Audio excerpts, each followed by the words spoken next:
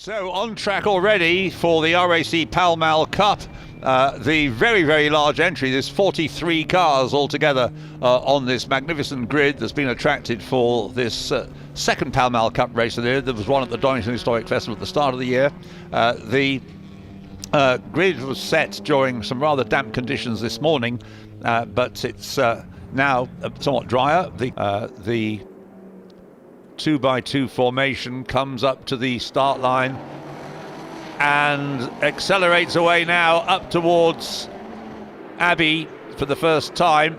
We'll pick up the drivers as we go along, but Marcus will be able to get details of most of them, and in fact all of them, but we haven't got time to give them all to you. So the field now streaming through. Roy Alderslade, remember, in the pole position car. Rory Butcher, however, is in the number 73 E-Type Jaguar of William Paul, and Rory Butcher was absolutely flying in qualifying this morning. He's much the best placed E-Type on the grid. A car that has changed from being an Elva to a Lotus 15, which went well in yesterday's race. This is the Lotus 15, the Stirling Moss Trophy. The Lotus 15, number 160, driven by Richard Bradley, Michael Birch and Gareth Burnett. Marcus, do we have a start drive for that one, incidentally? Starting from the back of the grid. Gareth Burnett, I believe. Okay, Gareth Burnett goes first in that car. Then Michael Birch, and then Michael Birch is second, and Richard Bradley is third. Thanks for that. And that's Lister gone round. Spin by the number 5 Lister Jaguar there, which has embarrassed a few people. It was started by James Cottingham, am I right? Number 5, yes. So yep. A spin by James Cottingham.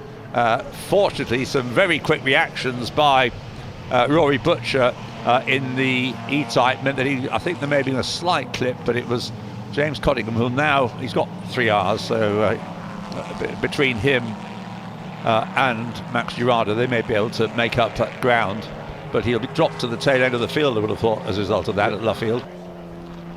And also great making ground is Miles Griffiths up into 6th place. 3 places gained last time around in the Lotus Elan.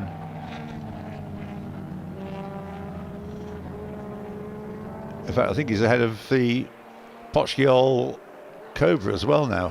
In fact, there he is.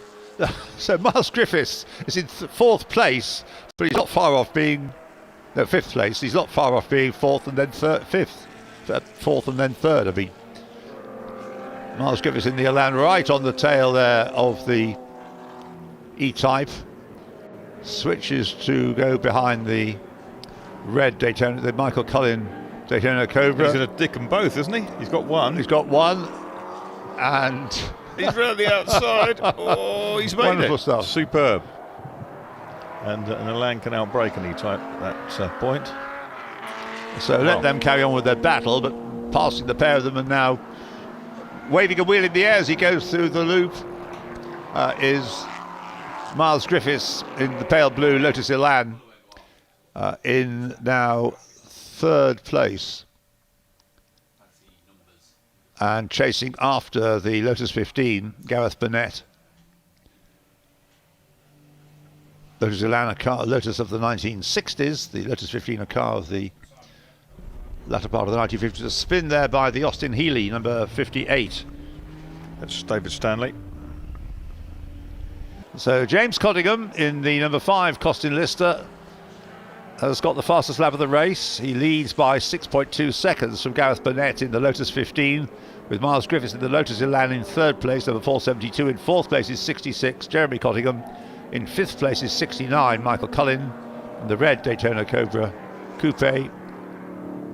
That's in 5th place. And in 6th place is George Pochgiol in the number 144 Shelby Cobra Daytona Coupe. So I think James Cottingham now, having got in front, his last lap was a 2:29.5, whereas Gareth Burnett in the Lotus 15, his last lap was the best lap of the race for that car so far, a 2:30.005, so lapping half a second slower than the leader. Miles Griffiths in the Lotus Elan has just done that car's best lap of the race, a 2:31. And is comfortably quicker than any of the cars behind him.